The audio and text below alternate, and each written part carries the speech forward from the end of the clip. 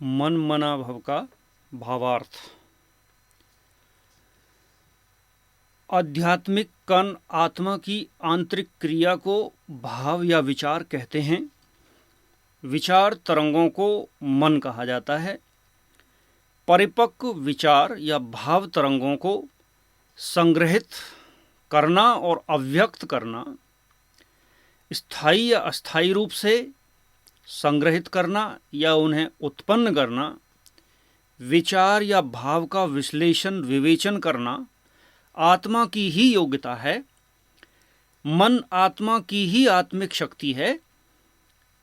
मन विचार उत्पन्न करना यह आत्मा की ही योग्यता है। मन है तो संसार है, अगर संसार है तो भी मन है ही। मन से अलग संसार नहीं है और संसार से अलग मन नहीं है। मन और संसार पर्याय ही हैं, उन गहरे अर्थों में जिनमें व्यक्ति मन से जुड़कर संसार से जुड़ जाता है। संसार से जुड़कर मन से जुड़ जाना स्वाभाविक है। इस भौतिक जगत में सब खेल मन का या यूं कहें विचार और भाव तरंगों का ही है। ब्रह्मांडीय चेतना, जिसे यूनिवर्सल इंटेलिजेंस कहते हैं, वह भी मन का ही सूक्ष्मतम रूप है, जिससे आत्म चेतना अर्थात मन प्रभावित होता है। विचार न रहे तो संसार के होने का कोई प्रयोजन ही नहीं रह जाता है। मन के नहीं होने पर मनुष्य संसार या ब्रह्मांड में तो होगा, लेकिन मनुष्य का इससे जुड़ने का अर्थ बदल जाएगा। जड़त्व चेतना से ऊपर उठने या चेतना को जागृत करने की जितनी भी साधनाएं प्रचलित हैं, उनमें साधक का यही प्रयास पुरुषार्थ रहता है कि वह मन की व्यर्थता, मन की विक्षिप्तता, मन की संकीर्णता, मन की व्यग्रता और मानसिक नकारात्मकता साधारणता से मुक्त होकर अपने अनादि स्वरूप सतचित आनंद स्वरूप के अनुभव की स्थिति में अधिक समय तक रहना है।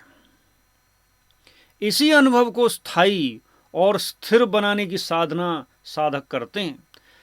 विभिन्न प्रकार की साधनाओं का लक्ष्य यही होता है कि मन जो बंधन स्वरूप बन गया है उसके पार जाना है, या यूं कहें कि उसको नियंत्रित करना है। जीवन के प्रति गहन दृष्टि से देखें तो जीवन अनुभूति का नाम है। निरंतर कर्म और अनुभूति। यदि जीवन कर्म और फल की अनुभूति का नाम है, तो अच्छी श्रेष्ठ अनुभूतियां करने की एक स्वाभाविक प्रेरणा उत्पन्न होती है। और प्रेरणा का प्रसंग मन का है, मन का और मन के द्वारा है। इसलिए कहा गया है, मन के हारे हार है, मन के जीते जीत, और परमात्म को पाइए मन के ही प्रतीत। मन का सूक्ष्मतम रूप अंतर्मन, जिसे चित्त कहते हैं, जिसे दिव्य बुद्धि कहते हैं, जिसके द्वारा ही परमात्म मिलन के दिव्य अनुभव आत्मा करती है। कहने का भाव है कि मन ही माध्यम है जिसके द्वारा कर्म क्षेत्र में श्रेष्ठ कर्म किए जाते हैं और श्रेष्ठ अनुभूतियां की जाती हैं। मन ही एक ऐसा सूक्ष्म यंत्र है जिसके माध्यम से ही आत्मा के अस्तित्व की श्रेष्ठतम अभिव्यक्तियां होती हैं। इस प्रकार विवेचन और विश्लेषण से मन के पार जाना, मन को नियंत्रित करना, मन का यंत्र की तरह उपयोग करना, मन के द्वारा उच्चतम अनुभूतियों का होना, इससे यह बात साफ हो जाती है कि मन को नियंत्रित करने वाली आत्मा ही है। सुख दुख का अनुभव करने वाली आत्मा ही है। वह साक्षी रूप आत्मा ही है जो साक्षी होकर मन की क्रियाओं को, विचारों को देखती है। विश्लेषण इस निष्कर्ष पर पहुंचा देता है कि आत्मा मन रूपी सेतु से भौतिक शरीर के साथ संबंध स्थापित किए हुए है, जिससे जीवन अस्तित्व कायम है। वह आत्मा ही है जो मन को नियंत्रित कर उसे यंत्र की तरह उपयोग करती है। सर्वधर्मों व सर्व दर्शनों का सत्य सार हमें ईश्वरीय ज्ञान से प्राप्त होता है। ईश्वरीय ज्ञान का सार और विस्तार जानने के पश्चात यही निष्कर्ष निकलता है कि हमें मन मनाभव के सारयुक्त अर्थ को समझना चाहिए। सर्व शास्त्रों में शिरोमणि श्रीमद् भगवत गीता कहती है कि सार भी सभी ज्ञान का सार एक ही शब्द में आ जाता है। वह शब्द है मन मनाभव। अंततोगत्ता ज्ञान का सार मन पर ही आकर टिकता है। समस्त ज्ञान का सार बिंदु यहाँ ही विश्राम करता है। सभी बातें मन को ही आधार बनाकर की गई और समाप्त भी मन को ही आधार बनाकर कर दी गई हैं। यत्र तत्र सर्वत्र मन का ही संबंध है। प्राप्ति अप्राप्ति, प्रभाव अप्रभाव, लौकिक अलौकिक अनुभूतियां, बंधन मुक्ति और कर्म अकर्म विकर्म सब मन के ही विषय हैं। मन मनाभव की पराकाष्ठा की स्थिति में मन पूर्णतः नियंत्रित हो जाता है। मन पर नियंत्रण करने से आत्मा की उच्चतम ऊंचाइयों को उपलब्ध हुआ जा सकता है। तब यह प्रश्न उठता है कि मन मनाभव का अर्थ क्या है? मन मनाभव कैसे हुआ जा सकता है? मन मनाभव का आध्यात्मिक अर्थ अपने आप में गूढ़ता लिए हुए है। मन को परम सत्ता परमात्मा पर पूर्णतः एकाग्र करना, इतनी एकात्मता और एकाकार की स्थिति जिसमें ऐसा अनुभव हो कि मन जैसी कोई चीज ही नहीं है। विचार भाव तरंगें अपने मूल आत्मिक स्वरूप में सिमट चुकी हैं। आत्मा के आकाश में दूर दूर तक कोई भी विचार रूपी पंछी विचरण नहीं कर रहा है। इतनी गहन शांत चित्ता की स्थिति, इतनी गहन शांत चित्तता की स्थिति ही मन मनाभव की स्थिति है। इसे मन के उस पार जाने की स्थिति भी कहा जा सकता है। यह अमन की स्थिति नहीं है, बल्कि यह समन की स्थिति ही होती है। इस स्थिति में मन तो होता है, लेकिन गहरे तलों में गहन मौन की अवस्था में बुद्धि के आदेश की प्रतीक्षा कर रहा होता है। यह मन के शक्तिशाली बन जाने की स्थिति है। वस्तुतः मन मनाभव की स्थिति सिद्धि स्वरूप की स्थिति होती है। मन के एक संकल्प में एकाग्र होने और आत्म स्वरूप में टिकने की स्थिति को भी मन मनाभव की स्थिति कहते हैं। स्वयं के दिव्य स्वरूप पर मन को पूर्णतः स्थिर करना इसलिए मन मनाभव है क्योंकि इस स्थिति में चित्त, हमारा अंतर्मन की स्थिति बहुत स्थिरता की होती है। यह स्थिति आत्मा की बहुआयामी स्थिति होती है। इस बहुआयामी स्थिति में आत्मिक स्थिति की इतनी उच्चता होती है जिसके समक्ष समय और स्थान, टाइम एंड स्पेस की दूरियां समाप्त हो जाती हैं। आत्मा एक ही समय में कई कार्य संकल्प मात्र से कर सकती है। आत्मा के दिव्य स्वरूप की अनुभूतियां, परमात्मा के दिव्य स्वरूप की अनुभूतियां इस मन मनाभव की स्थिति में स्वतः समाहित होती हैं। आत्मचिंतन, परमात्म चिंतन, अलौकिक और पारलौकिक चिंतन भी गहरे अर्थों में मन मनाभव ही है। चिंतन की ऐसी पराकाष्ठा में मन की इतनी स्थिरता बनती चली जाती है कि मन की व्यर्थता और संकीर्णता समाप्त हो समर्थता, श्रेष्ठता और विशालता में बदल जाती है।